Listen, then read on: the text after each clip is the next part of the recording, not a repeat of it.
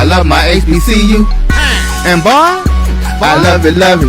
I love it, love it. I love my HBCU. And man, I hope my team they won one. I hope my team they won one. Yeah, man. I hope my team they won one. I hope my team they won one. I tune into the HBCU Sports Lab to see if my team won or lost. If they lost, I'm quiet as a mouse. But if they won, keep tab. I'ma do the dab, yeah. Dr. CAVIL'S, he know what he be talking about. Mike and Charles, they know what they be talking about. They compress the analytic data with the hip hop. If you know them like I know them, they gon' tell you if your team, if they won or lost, and who the ball. So listen to Professor, yes sir, and pay attention, cause he gonna teach a lesson. This is Dr. CAVIL'S with Inside the HBCU Sports Lab. As I pat the fro there, make sure I look decent for the show as we get into it. First it was the tie and then the internet. I have a hard wire in my emails. Wouldn't send all my stuff to myself, so I couldn't send it to you all.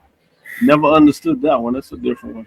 First time for everything. With that being said, without further ado, let's get on to it. This is Dr. CAVIL'S Inside the HBCU Sports Lab with Mike Washington. He is out on assignment, but we have none other than Charles Bishop and Wilton Jackson II.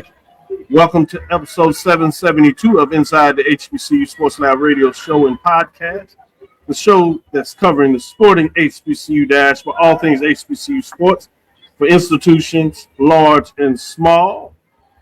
From the NEAA to the NCAA, we share insights and information on the HBCU sports culture, HBCU athletic aesthetics, to facilitate the story of HBCU athletic programs and the business of HBCU sports. As you know, in short, we just call it HBCU sports pedagogy. I'm your host, Dr. Kenyatta, along with my co-hosts. Today is none other than Charles Bishop and Wilton Jackson II. We're filming from our home studios in Signal Live, KCWA's 1230 AM studios with the Texas Radio Hall of Famer, multi-Hall of Famer Ralph Cooper in the beautiful home of Texas Southern University from Houston, Texas. Charles, it looks like you're in the office. I am. I'm down here. I'm down here in the office, Doc. So, of course, always working, never not working. I know I'm speaking to the dean. All good. That's all good.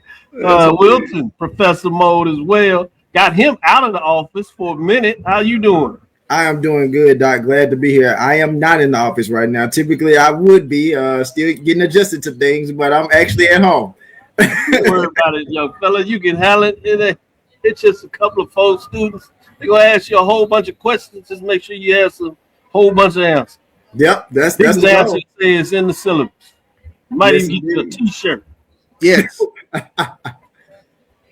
It's in the syllabus. So that's going to be half of the questions because for whatever reason, they seem not to want to read.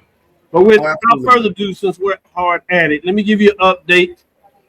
We are looking at Alabama State here on the road. They're leading in the first quarter, 15-11. Kenyatta Hayes is back at her former institution, and she holds a lead with 3:45 left in the game. But it is a good one early on here in H&P Arena. We'll give you a couple of look-ins here and there throughout the show. But before we do that, let's go to you, Charles. How are you doing today? Doing well, Doc. Doing well. Talking about Texas Southern women's basketball. Very appreciative for a couple of coaches to stop by my coaching class today and kind of talk about their foray into the coaching business and then to promote Texas Southern women's basketball, especially on a Thursday night. So, I like to do something special for my students on Thursday night. So they'll be checking in with me when I get out there on the court. So I like that. It's a good deal. Good deal. Checking in on the old professor. See what he thinks of things going on. That's good stuff. With that being said, we got the new professor. Wilton Jackson, what's on your mind? Well, I was going to get into some weekly honors. So Go ahead and start with that. That's a good deal. Yeah. I'm going to get into the SWAC weekly honors. Bethune-Cookman's Jacoby Hitty, Jackson State's Deshaun Ruffin, and Texas Southern's Bryce Roberts, and Prairie View's Dante Horn were the SWAC men's basketball weekly award winners. Player was Jacoby Hitty. He was impressive offensively in a pair of games against Southern and Mississippi Valley State. He posted 44 points, 7 rebounds, 5 assists, 3 steals, and a block as the Wildcats improved to 3-1 in conference play. Co-impact player was Roberts. He had a significant presence on both ends of the floor for Texas Southern this past weekend of competition. He averaged a team leading 23 points per game during TSU's outing at Alcorn State and Alcorn State and Jackson State, excuse me. The next co-impact player was Ruffin. He averaged 22.5 points and 13 assists per game in 2 games this week, while also averaging 2 rebounds and 2 steals per game. He also finished the week shooting 50% from the floor with a pair of 3-pointers, while also shooting 78.6% from the free throw line. The newcomer this week was Horn. He led the Panthers offensively in both contests this past week, averaging 35 points per game, while shooting 48.7% from the field and 42.1% from three-point range. He contributed 4 rebounds and 3 steals per game against Jackson State and Alcorn, respectively. Good stuff. Good stuff. Charles, do you have any honors that you want to show out, or are you going to go in a different direction for your news of the day? Yeah, let's take a look at the. No, I'm gonna look at the MEAC weekly honors. Take a look at the MEAC men's basketball honors as the MEAC announced his basketball weekly honors for the games played this past week. Howard senior Osei Okoje was named Player of the Week. North Carolina Central senior forward Corey Carvey also earned Defensive Player of the Week, as well as South Carolina State freshman guard Noah Treadwell, who was the Rookie of the Week. We'll take a look at Osei Okoje. The 6'5", 191-pound senior recorded back-to-back double-figure scoring performances in conference victories over Delaware State and North Carolina Central. Against Delaware State, he scored 16 points on 5 of 6 shooting from the field, including 2 of 2 from behind the three-point arc, while also adding 5 rebounds, an assist, and a steal and 1 block. He followed it up with a 19-point effort versus North Carolina Central, where he shot 9 of 15 from the floor, along with 5 rebounds, 3 steals, and 1 block. Defensive Player of the Week was Corey Carvey. The 6'9", 232-pound senior anchored the Eagles' defense in 2 conference contests, totaling 11 rebounds, 3 steals, and 3 blocks. In the matchup against Morgan State, he collected 8 rebounds, 3 steals, and 1 block, while contributing a game-high 21 points. And the Rookie of the Week, Noah Treadwell from South Carolina State, poured in 28 points total, 4 rebounds, 3 assists, and 2 steals, as South Carolina State posted a 1-1 conference record last week. He scored 19 points in a 2-point win over their rival Coppin State, and he also knocked down 6 3-pointers while adding 2 rebounds, 3 assists, and 2 steals. So those were your MEAC men's players of the week. In terms of some HBCU news, I want to get into a little bit of discussion before we take our first break. We've heard the dialogue out there at the CFP level, what we now call the Power Forward, Autonomous Forward, if you would, talking about, their desires to do some different things. One of those things is out there that they may go form their own programs as they're trying to deal with how they can't follow their own rules, which is fascinating to me. And they love to be like that Spider-Man picture when you have about 4 or 5 Spider-Man out there and they're all pointing at each other. I'm like, you all control the NCAA, literally control the NCAA. 95% of the money, 98% of the rule guidelines, and you got 2 of the super 2s, I like to call them, kind of going back and forth for what they want to do. With all this commotion, what are your thoughts? How does that going to potentially fall down in terms of HBCUs, or do you think it will? I'm going to start with you, Wilton, to see if you have any indication of will this affect HBCUs in any way, and if so, what way? Well, I think if you have those Power Four conferences still finding ways to continue to separate, I think it's pretty easy, Doc, what could potentially happen. It's still going to create a gap between what's going on in HBCUs and what's going on at the Power Four conferences. It also means, in layman's terms, you say it could create a gap.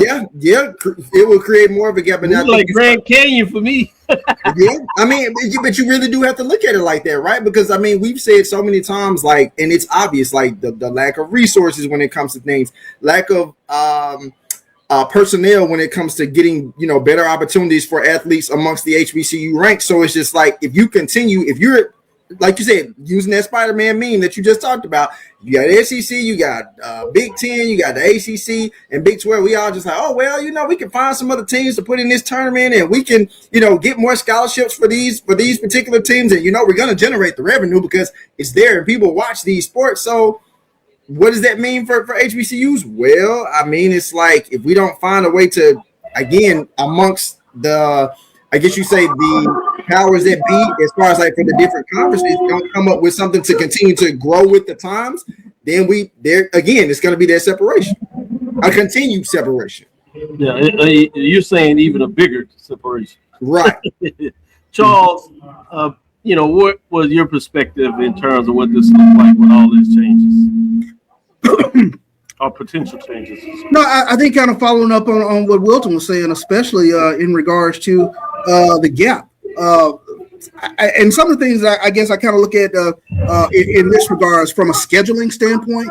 Do HBCUs get an opportunity to schedule these Power Four, Super Two, definitely not Super Twos, but the Power Fours to get some of the revenue that obviously is sprinkling in their direction? The second part of it is just the concern about becoming a farm system to give to the Power Fours or to give to the Super Twos. I think those are a couple of things that are very concerning with regards to how we look at the breadth of college athletics as it is, especially in regards to NIL, because is NIL something that's really sustainable at the HBCU level over a period of time? I think those are just questions that are going to be bandied about over the next couple of years.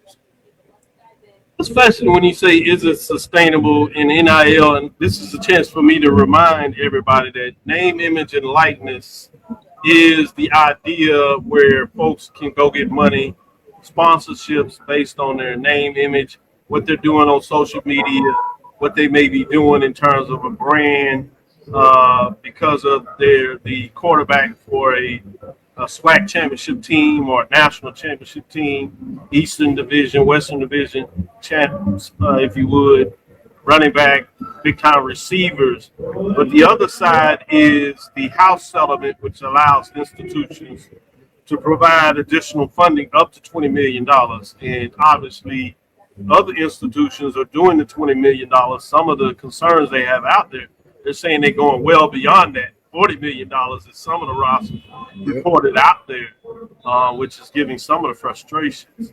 Think about Texas Tech. I always like to separate it from the NIL, what that is. And I think HBCU still can be in the game where they provide that additional funding, not NIL, because that's basically what folks go get on their own. And I think we got to be careful to make sure we don't use those words interchangeably.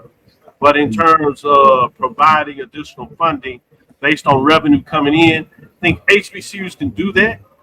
They're not going to be anywhere near, a quarterback making 4 or 5, some reports $8-9 million. But I think there are chances now where kids would get, mostly just their scholarship, and some of them would get grants. Now they get all that, and they get some of that money back and then some. Or you get to the point where some kids are now getting $1,000 stipend, $1,500 stipend. I think those are realistic opportunities out there. And so I just wanted to make sure we clear the difference in terms of saying NIL, yeah, that's open. You're obviously going to be in the business for that because that's not anything institutional. But as you allude to in terms of institutional, they have the right checks and players. I think they can do that too, but it's just going to be much smaller numbers in terms of that, which gets you to your earlier point where they actually lose them.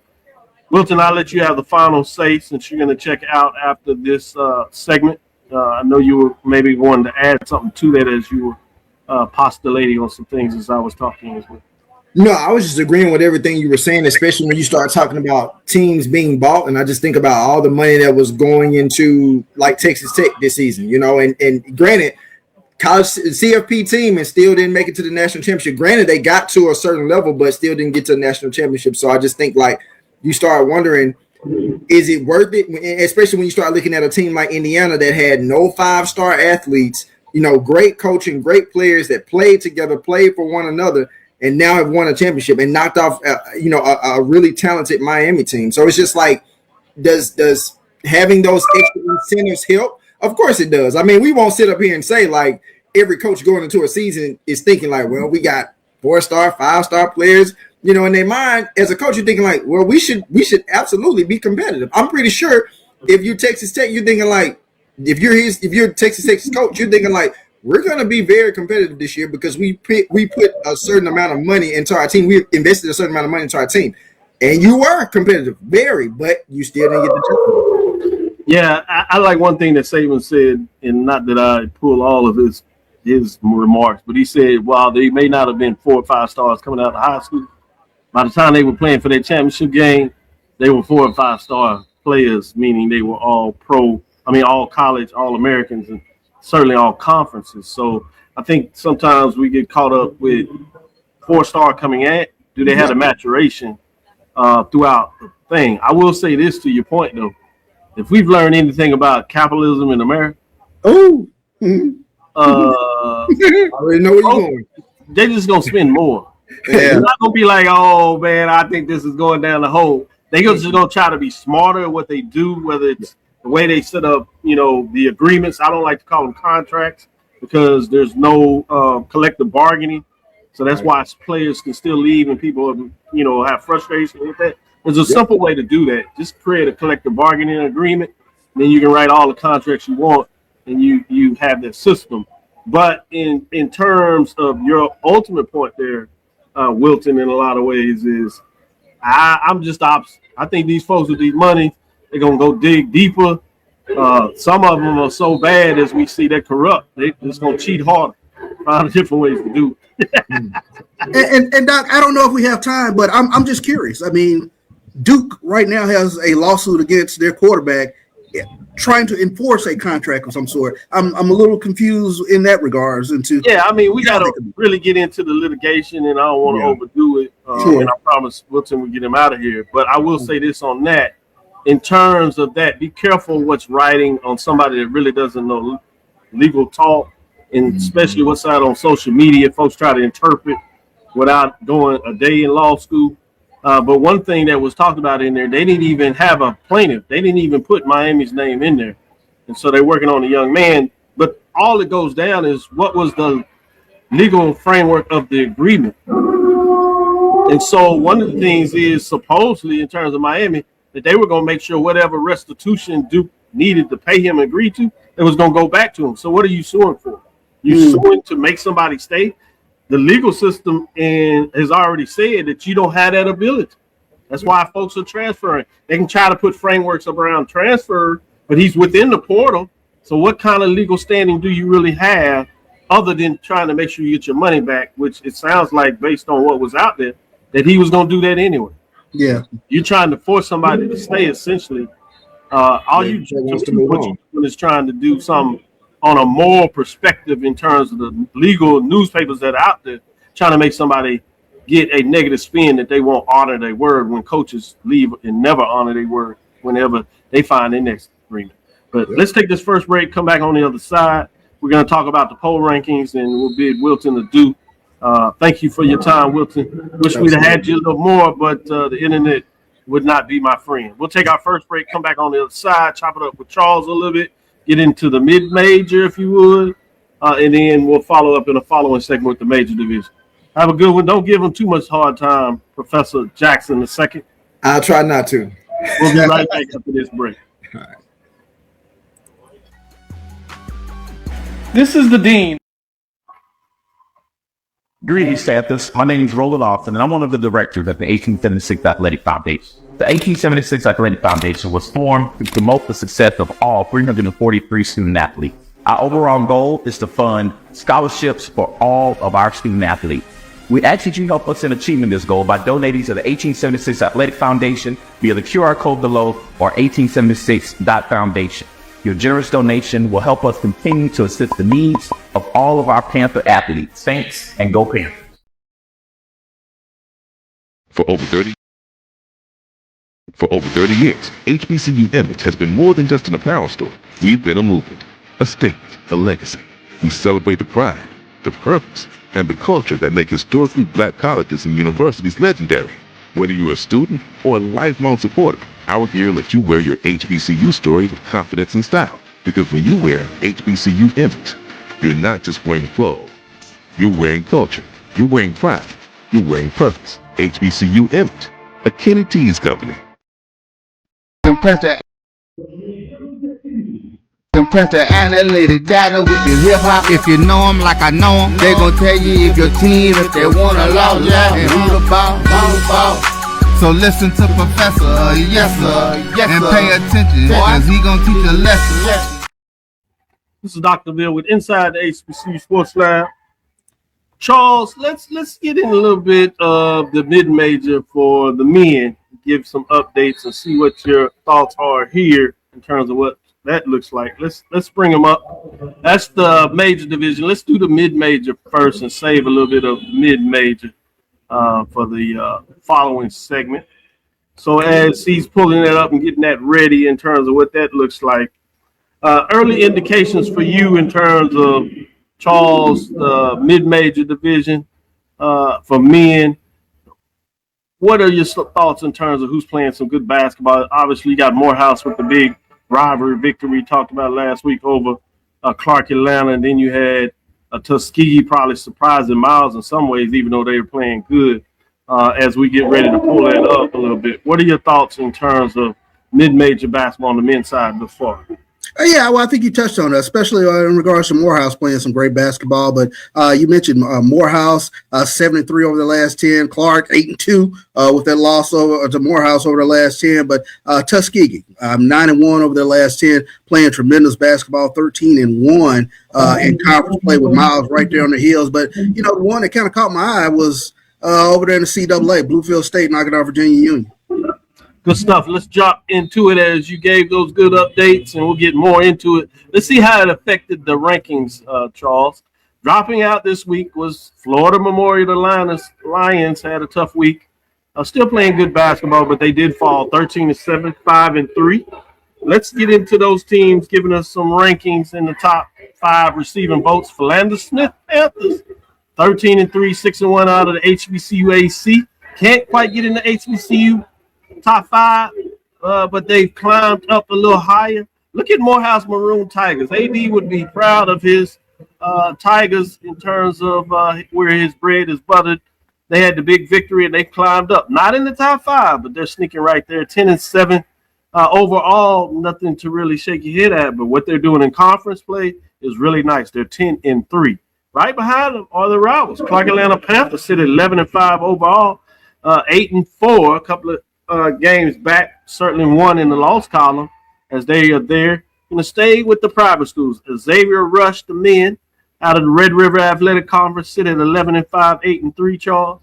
Then you have Shaw Bears, another private institution out of the CIAA. As you see, all those looking on the outside are all private institutions this week. Fascinating to see with that. A little bit of the NIA, some of the Division II, NCAA, some out of the SIAC, and one out of the CIAA. With that, let's get in the top 5 and see what that looks like at number 5. We have in the mix, getting in there, Philander Smith is actually in the rankings this week instead of it. So it's Morehouse that is actually receiving votes at 1. They sit at 13-3 and 6-1, as we said. We're not receiving votes at 36 points. But at number 4, let's move to where that is and give you some indications there moving forward, which is none other than Miles Golden Bears, sitting at 13-3, 11-3 with 48 points. They were ranked 4, staying in that position. At number 3, coming into the mix is Langston Lions, 14-4, 9-3. Playing really good basketball overall. They are still at the top of the conference, but that conference play for them has been tough as they've kind of split weekend matchups 1-1. So they did have a loss, but they had to win. So they stay in the mix. They do drop a first place vote, going to 2 first place votes, 55 points, but they're still at number 3. Bringing us to number 2 in week number 3 is Virginia Union Panthers. Sit at 6-2, 5-1, 3 first place votes with 65 points. They stay at the 3 position. No changes there. So as you see at the top, for a little bit mixes coming around what that looks like. Virginia Union moves up from the 3 spot to the 2 spot, taking Langston spots as they kind of trade, if you would. Bringing us to number 1 this week. Continue to get it done. Tuskegee, the Golden Tigers sit at 14-3, 13-3, 4.77. First place votes, they stayed number one, second consecutive week, as the Golden Tigers continue to get it done for Tuskegee, holding down for the SIAC. A good mix of teams here in the top five. Charles, what are your thoughts in week number 3 for the mid-major division for the top 5 programs? Great call on Philander Smith, especially when you take a look at what they've been able to do. And they have a player, Raymond Reese. He's averaging 22 points, 13 rebounds a game. So look for what Philander Smith can do as we continue to move through the basketball season. But mention taking a look over there in the SIAC, especially with Tuskegee and Miles duking it out over there, with Tuskegee getting the upper hand this past week, and Langston doing what they continue to do. But the surprise for me, again, was looking at what Bluefield State did to Virginia Union. I thought that one caught me off guard because I was not expecting the margin of victory. Bluefield State knocked them off 75-57. So when you talk about, team that consistently gets it done in the CIAA Virginia Union. So that was a bit of a surprise. Yeah, I'm fascinated with the schedule this week as we get into it to kind of give you some updates on what to keep your eyes on this week, see where your thoughts are in terms of the mid-major division. Looking a little bit at the SIAC, you have Albany State at Morehouse. You have Central State at Benedict, Tuskegee at Fort Valley, Lane at Edward Waters, Kentucky at Allen, Des Moines at Savannah State, Miles at Clark, Atlanta. Of those I've mentioned, what has your interest in terms of the SIAC? Miles at Clark. I think that one's going to be a really good one when you take a look at both of those teams. They're sitting right behind the respective leaders in the East and the West. But Miles, 11-3 in conference play. Clark 8-4. But I ask this question every year, like what team kind of has the edge when you start taking a look at these matchups, especially in the SIAC East versus West. Like where does the power really sit? Is there more parity in the West versus more parity in the East? So I'm always curious when you see these interconference matchups. Yeah, those interdivisional matchups, you're right. Fascinating when you have everybody playing pretty much in their division. You get a couple of crossovers. You always want to see what it looks like. From that perspective, you have Lincoln, Pennsylvania at Bluefield State, Virginia State at Elizabeth City State, Bowie State at Virginia Union, Clafton at Shaw, Johnson C. Smith at Livingston. What are your thoughts on those matchups? Looking at Virginia Union, how do they get up off the deck? To see if there's a bounce back versus Bowie. So that's the one that I'm paying attention to with regards to CIAA. Good stuff. Let's take our next break. With that being said, we'll come back in the third segment and bring back Charles, the major division, see what we can talk about on the men's side, what's going on there. With that being said, let me give you an update here.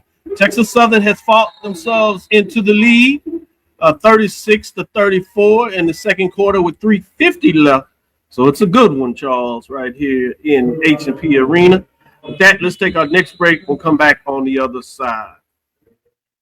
This is Ryan Fulford. AD Drew and I are co-hosts of the BCSU Sports Lab. We talk about all things related to HBCU athletics. From the games, teams, coaches, and fan interest stories, we cover it all. You can find our shows on Facebook at BCSM Sports Lab, YouTube at MyJBN Online, and everywhere you listen to podcasts like Anchor, Spotify, Google, and Apple Podcasts. You can also find the show on the Jericho Broadcast Network's app.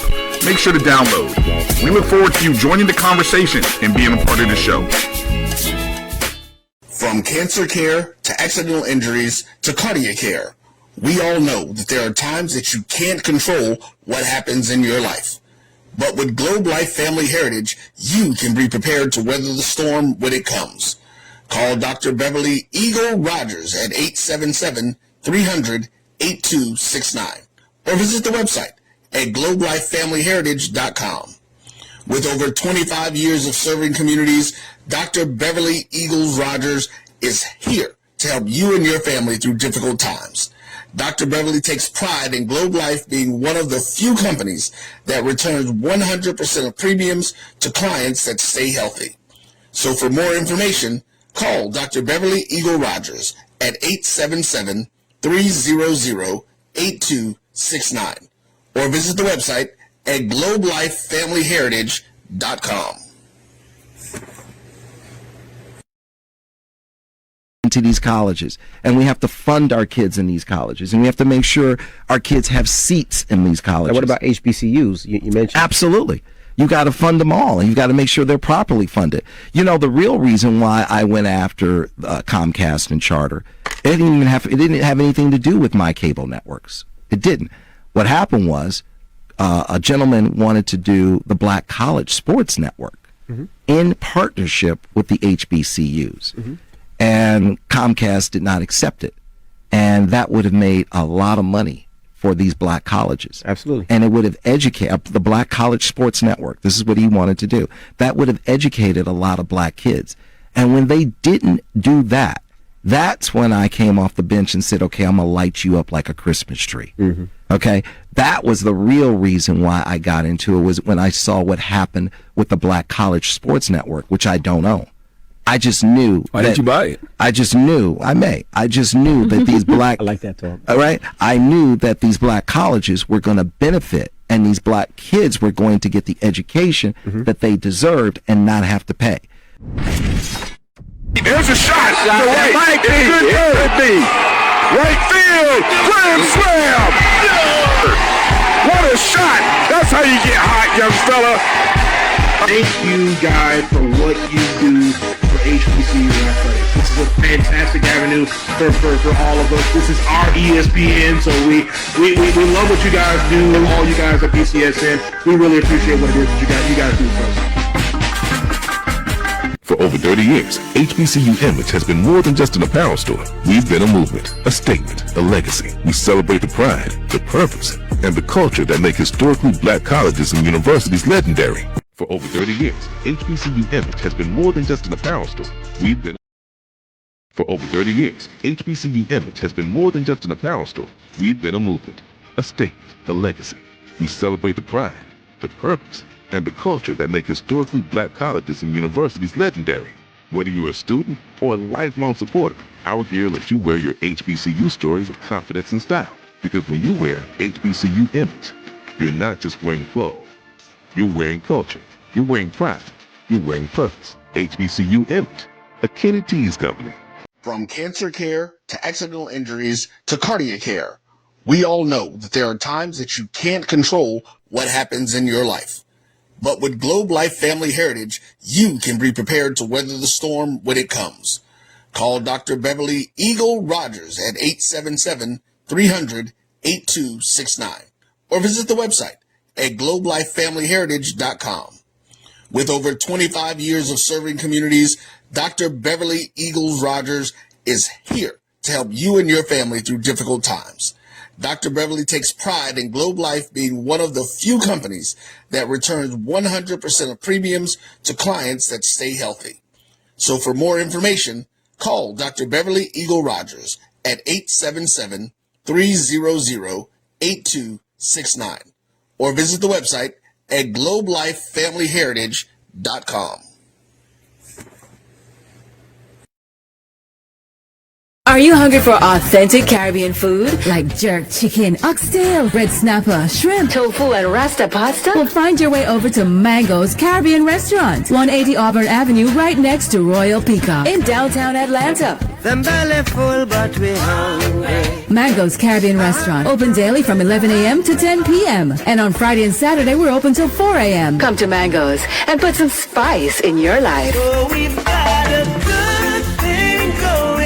Mango's Caribbean Restaurant, 180 Auburn Avenue, right next to Royal Peacock in downtown Atlanta. For more info or directions, call 404-698-3992 or log on to mangoscaribbeanrestaurant.com. For instant coupons, text MANGOS to 313131. Tell your mama hungry, papa hungry, brother hungry. Mango's Caribbean Restaurant, authentic Caribbean cuisines. Open up the door, tell your mama hungry. It's the 37th Annual Zora Festival. It's in Edenville, Florida, Saturday, January 31st and February the 1st. On Saturday, the all-white party tribute to Frankie Beverly with Maze guitarist Jubu. Bread. Sunset. And Taisha Marshall Williams. And on Sunday, the Lion Dance Party Live with Jeter Jones, Mike Clark Jr., and Boss Lady Coco.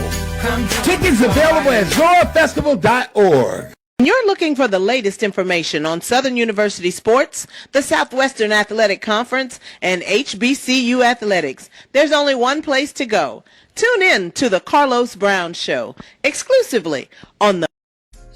At AutoMasters LLC, our mission is to serve our community by providing quality automobiles at affordable prices. All of our vehicles are inspected and certified to offer you the confidence in knowing you have a quality vehicle. Our goal is to provide you with a seamless process and positive experience for your automobile purchase. Financing recommendations and specific vehicle inquiries are available at your request. You can find us at www.automasters06.com and follow us on Facebook and Instagram. Also, please feel free to contact Terrence Miles at 601-927-7794. And oh yeah, tell him Sonia sent you. Greetings, Panthers. My name is Roland Austin, and I'm one of the directors at the 1876 Athletic Foundation. The 1876 Athletic Foundation was formed to promote the success of all 343 student athletes. Our overall goal is to fund scholarships for all of our student athletes. We ask that you help us in achieving this goal by donating to the 1876 Athletic Foundation via the QR code below or 1876.foundation. Your generous donation will help us continue to assist the needs of all of our Panther athletes. Thanks, and go. Compress the analytic data with your hip hop. If you know them like I know them, they gon' tell you if your team, if they wanna lose, and who the ball. So listen to Professor, yes sir, and pay attention, cause he gon' teach a lesson. This is Dr. Bill with Inside the HBCU Sports Lab.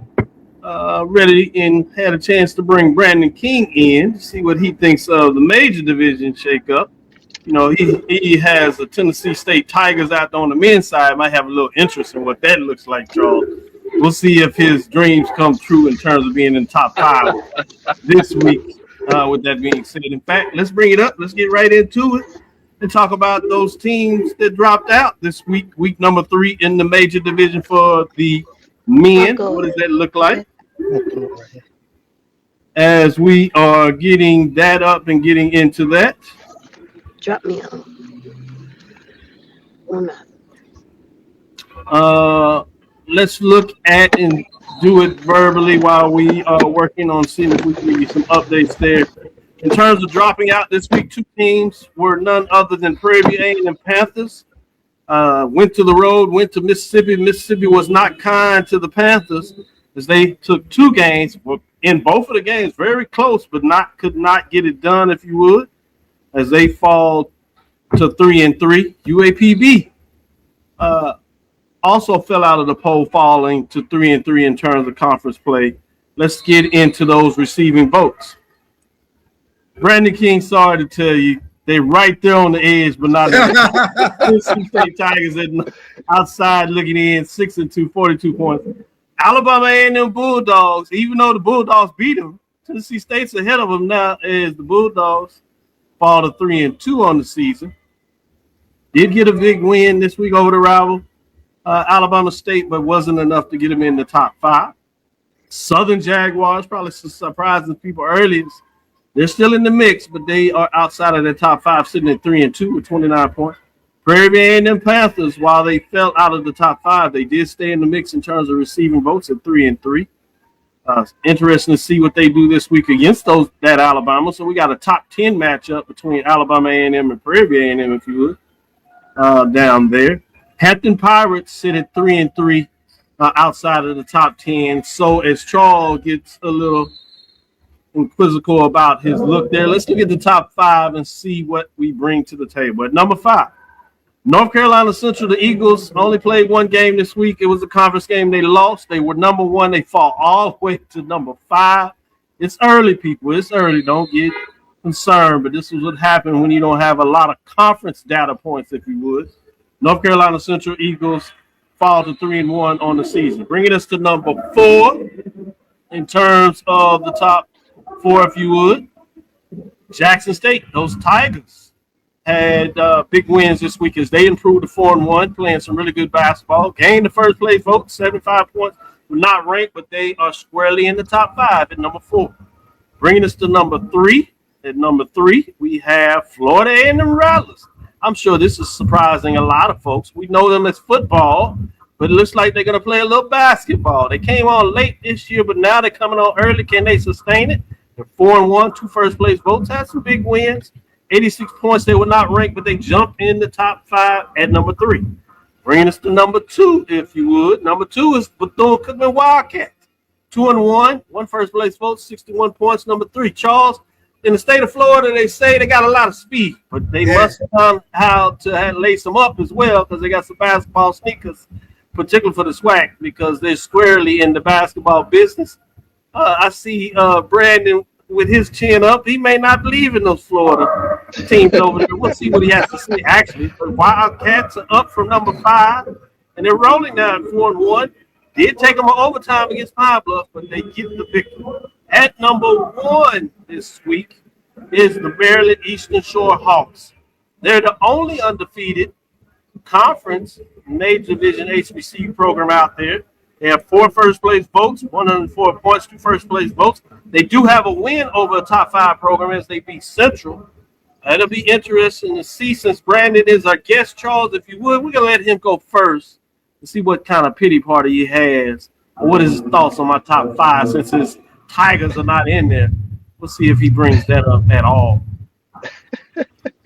Okay, first I'm gonna take off my TSU hat so I can be objective here. I like that. Appreciate that. You good? You keep it on and still be objective. With that being said, He set us up. He set us up. I'm just saying now. I think at the very least, I don't have a problem with the majority of the rankings. Now you invite you back.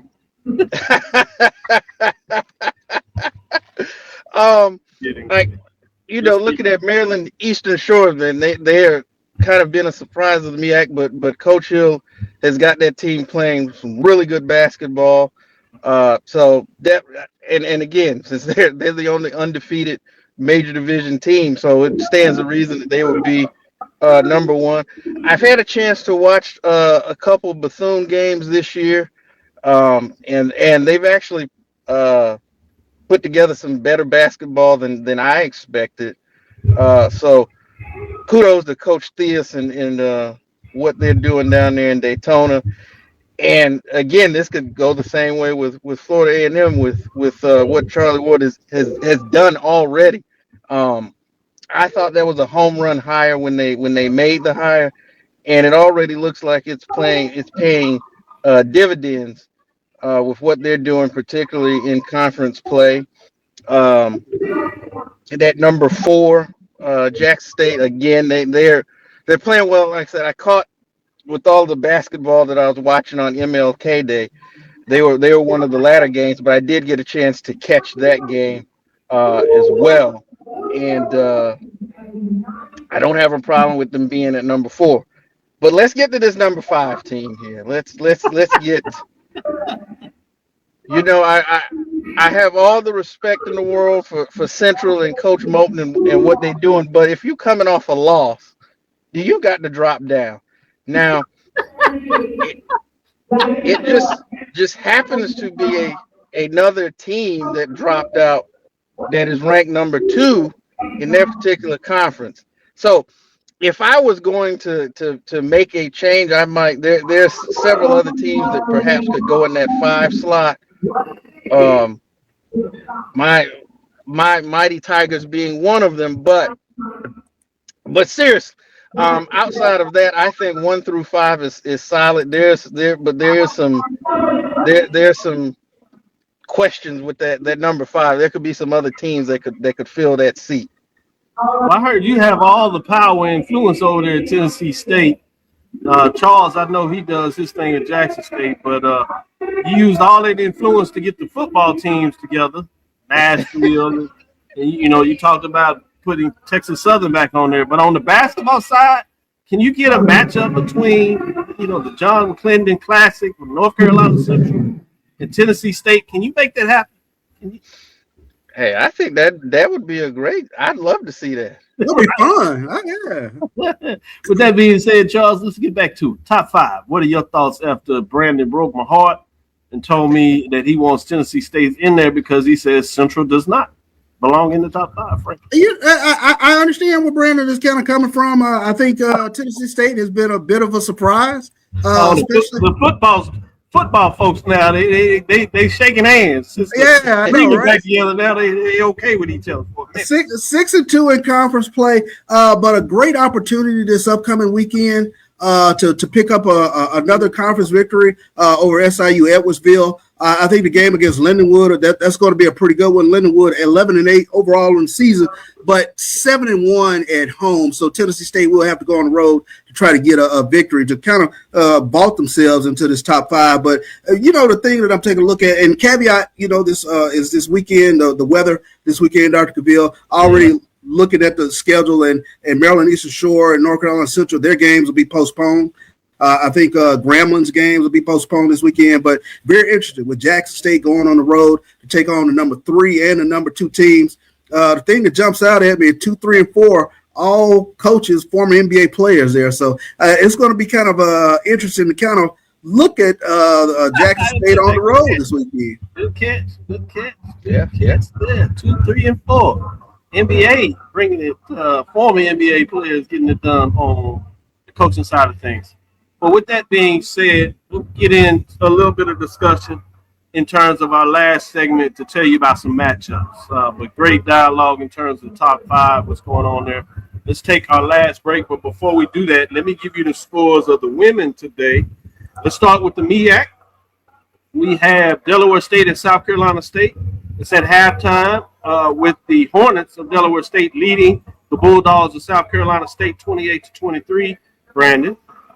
Charles, we have Howard leading Coppin State at halftime 27-24. Norfolk State has closed it out over Morgan State 78-52. Looks like they've learned how to score. You have the Central and Maryland Eastern Shore game postponed, as you alluded to about the men's side. But on the women's side, we see that taking place as well. Let's get into it from Ohio Valley. SIUE. We ain't got to talk about that. Say we don't have to talk about the women. Defeats Tennessee State 63-41. What? Yeah, exactly. No. We'll move on. Move on, like Brandon said. We'll move. I take back what I said, Brandon. That's on the women's side. The men haven't played yet. Okay. He's a women's school. In the SWAC, we have Jackson State at FAMU. FAMU has a narrow lead by 3, 56-53, with 9:10 left in the fourth quarter. We have a halftime score at the Daytona with Alcorn State on the road defeat up over Bethune-Cookman 26-19, as I said at the half. You have Texas Southern up on Alabama State 46-38. You have down in Prairie View. Prairie View continues to struggle as Alabama A&M leads Prairie View 34-17. That game is at halftime.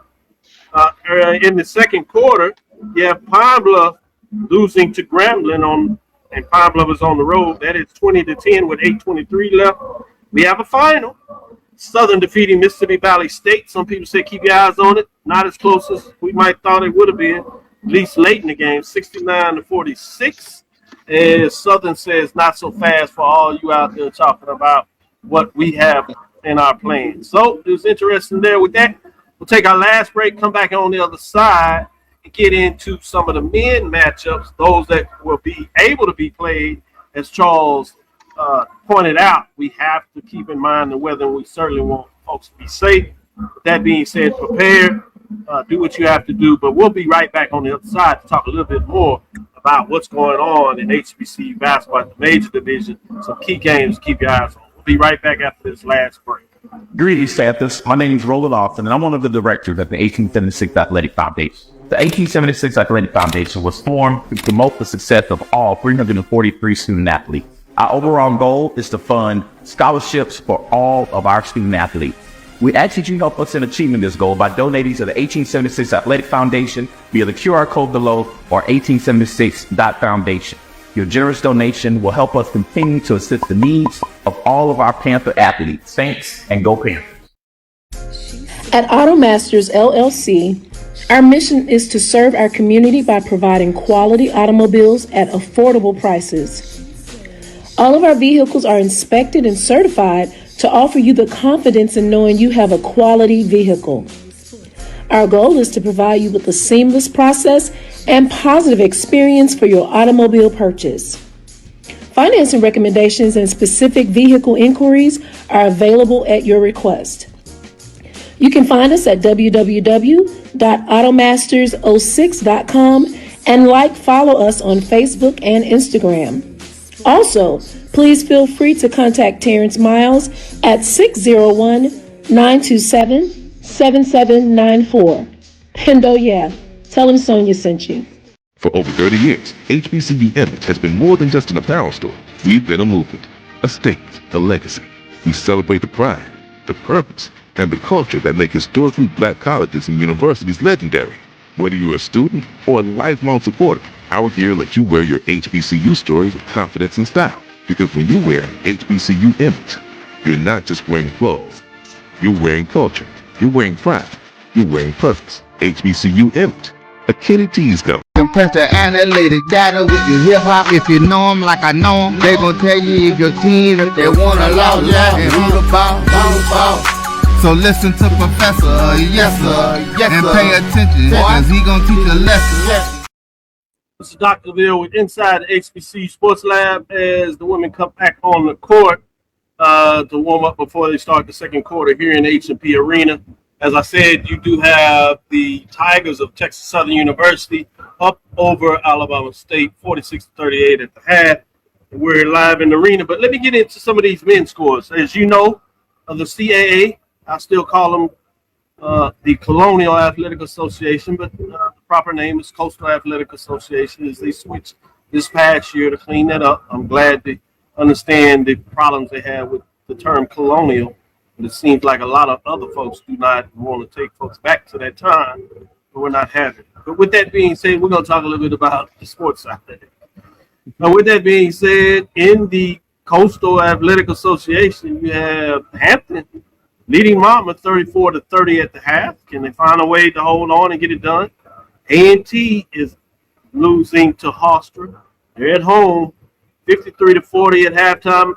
I seen Dave put out there, I wonder if he discussed this on the Independent yesterday with Brandon and the others, talking a little bit about it after Hampton beat up on A&T, that the former coach in one season, that was the interim coach, had more wins in his one season than A&T new coaches had over the last couple.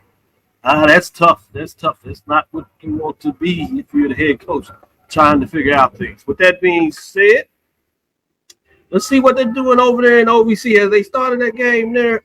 Brandon, let's see if I can get you a little update before we get into some key matchups in the MEAC and SWAC. No, they hadn't started that. That kicks off at 8 o'clock. So we'll be able to catch that on ESPNU, ESPN Plus. We got to give our reports next week and see if Tennessee State continue to play good basketball. With that being said, Charles, what are your thoughts on some of the key matchups this week? Let's start out of the MEAC.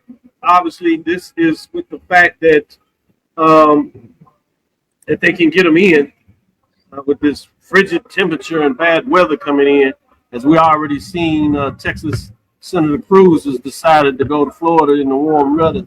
I don't understand what I need to get on his. They told me as a dean I need to be here to take care of others. He got a higher position. I don't. Never mind. It's a different discussion. As Charles said, Delaware State and Central is postponed. Maryland Eastern Shore at South Carolina State is a matchup for Saturday. Coppin State at Norfolk State. Morgan State at Howard. Charles, from a men's perspective, which of those MEAC games is one that you said, hey, keep your eye on this game, or two, and why? The one I really was looking forward to was Maryland Eastern Shore in North Carolina Central, but that one's obviously postponed. I guess looking at South Carolina State, they're 2-2 in conference play, but they are at home. Yeah, they are at home.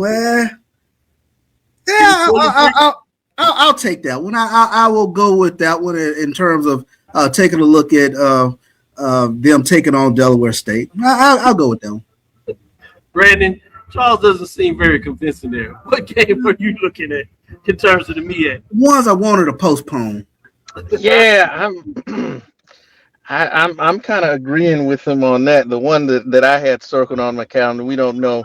Well, we do know it's not going to happen when we would like to. So, Tell us the contest, Maryland Eastern Shore at Central. Since y'all over there, let me go with Morgan State, Norfolk State on Monday, Howard at Coppin on Monday, and Delaware State at South Carolina State. So yeah, the big one that would have had your interest is off the board. But beyond that, at least you got to kind of keep your eye on something to give a scoring report. Any upset out there to be had, or should it go chalk this week, Brandon? I think it's probably going to be. I don't have any upsets on my MEAC basketball bingo card this weekend, so I think things will proceed as expected. Good stuff. Good stuff. Well, let's see if we can get into a little more interesting talk and jump over there to the SWAC and see if these games excite you. I'm gonna stick with you, Brandon, starting with Saturday games, if you would. Let's see what we got going on. Saturday we have Alabama A&M at Texas Southern, Jackson State at Bethune-Cookman, Mississippi Valley at Grambling, Alabama State at Prairie View, Auburn State at FAMU, Pine Bluff at Southern. I'm going to do these both different days because there's so many games that you can pick from here that may be interesting. I'm going to do Saturday first, and then we'll come back and talk about Monday. Go ahead, Brandon. You know what? I'm going to go with the Alabama A&M game. I actually look. I've seen them up. Well, I've seen them a couple times. You know, they roughed us up earlier in the season. Yeah, I was there in the arena. Yeah, they got it to you. And I watched them this past week when against Alabama State, and I was really impressed with how when Alabama State made the run and got back into it, the poise that they were able to show to kind of get back in it and take the lead and then kind of do what they needed to do to take care of business to secure the win. So I'm actually looking really forward to that game. That was kind of the one that jumps out at me. I think Coach Jackson already is starting to really put his imprint on that program already, which I think, man, there's a lot of coaches around the HBCU basketball space that we can really say that about. That are already be a follower of HBCU basketball, both men's and women's. Great. Yes. So that is one game that I will have circled, and I'll have it pulled up on one of my various devices when I'm doing my thing this weekend. So, Charles, in terms of those Saturday games, what sticks out to you? Big one, I think, for Texas Southern, especially with regards to what they get from their guard play. We're talking about Texas Southern taking on the number one defense in the SWAC. Alabama A&M has really proven themselves in regards to what they're able to do defensively. And then the parity in the league is such. There's a glut of teams sitting already with 3 losses thus far in conference, and then there's that middle ground with A&M and Southern both sitting there in 3-2. But I think this is a big weekend, especially when we take a look at the Alabama teams making the Texas trip. I think it's a big weekend for Texas Southern. Then, of course, I'm paying attention to Jackson State at Florida A&M, especially when you take a look at the leading scorer in the SWAC and Deshaun Ruffin. And I don't know what it is about him when he's on the road, but, you're talking about his game highs come when he's on the road. We saw what he did the last time they were on the road in terms of what Jackson State did with Alabama State, or what he did, I should say, with Alabama A&M. Put up 39 points against Alabama A&M, put up 36 points against Alabama State. Another road game, Kennesaw State, he put up 28. When we look at the tournament at Hampton, he put up another double-digit game. But, he's one of those guys, it's hard to stay in front of him. And then when he gets going, it opens up the shooters on the wings. So you've kind of seen how that really works with regards to Jackson State. Defensively, I have some concerns, but offensively, they can score a ball. Yeah, I'm interested in that Alabama State Prairie View game. Two teams that want to kind of put themselves back in the race. So it'll be interesting to see what that looks like. We'll stick with you, Charles. You teased us out a little bit with the Jackson State FAMU on Monday. You have Alcorn State at Bethune-Cookman, Alabama A&M at Prairie View on Monday, Arkansas Pine Bluff at Grambling, Alabama State at Texas Southern, and Mississippi Valley at Southern. For your Monday games, you've always had that tell of the tape in terms of what happens after Saturdays. The Monday ones that also get you in trouble, particularly on the road trip. With that being said, what are you looking at for Monday in the SWAC? Be careful. Alabama A&M and Prairie View. I think that's one that jumps out for me. There's a thin line with regards to Alcorn, where they are with 3 losses. They could have been sitting with 2 losses, but that's a good basketball team. So those are the ones that kind of jump out. And again, I think this is a big weekend for the Alabama teams in terms of where they are within the standings on the Texas two-step. Yeah, it's really interesting this week. Can anybody on the road kind of separate themselves? Obviously, the old rule in the SWAC, splitting the road, you live with that. Can somebody go on the road, maybe sneak out 2? Yeah. Or the teams at home find a way to sweep at home and put themselves back in a different stratosphere. Brandon, where are you in terms of the Monday games in the SWAC? So I'm going to go with and it's not necessarily because of any type of early season implications. It's more or less because I just want to kind of get some more mental film on them. And that's the Texas Southern game, just because, to be honest, I haven't had a chance to watch them as much as I would have liked, just because sometimes their games coincide with ours. So I've caught bits and pieces. Yeah, so I'd really like to have a chance to sit down and kind of watch from tip to buzzer, and just kind of see what they've got cooking. What Coach Jones and company has got going on, and see what the other TSU has got going on down in Houston. So there's something about that TSU for Brandon. With that being said, let me give you some final scores as we check out of here on this segment, if you would. We do have Delaware State and South Carolina State 35-24. That's 5:38 left in the third quarter. And then we have Howard at Coppin State. They pulling away even a little further, 37-26 with 4:41 left in the third quarter. We told you about the final, Norfolk State over Morgan State, 78-52. Back in the SWAC to give you some updates before we call it a show. We have FAMU up over Jackson State, 65-63. It's a good one. 1:28 left in the fourth quarter, gentlemen. That one should go down to the wire and be good. Alcorn State, Bethune-Cookman, 37-29. Alcorn State, the Braves continue to bounce back and play some good basketball. They're rolling now. 3:26 left in the third quarter there. Texas Southern, Alabama State. Texas Southern slowly is pulling away, 54-42. 57-42 updates I should give you there, 6:14 in terms of what that looks like in that matchup. You have Alabama A&M putting it on Prairie View. It's a 20 spot now, 39-19, 6:18 left in the third quarter. You have Arkansas Pine Bluff losing big on the road to Grambling, 38-22, with 53 seconds left in the second quarter, right before half. And as we said, the Southern and Valley game went final with Southern winning 69-46. Gentlemen, that will do it for us for our Thursday edition of the show. Thank you for listening to Inside the HBCU Sports Lab. Make sure you share our podcast with your friends and colleagues. I am Dr. Kenyatta, the Dean of HBCU Sports, coming from inside the lab. In the College of HBCU Sports, Mike Washington, Charles Bishop.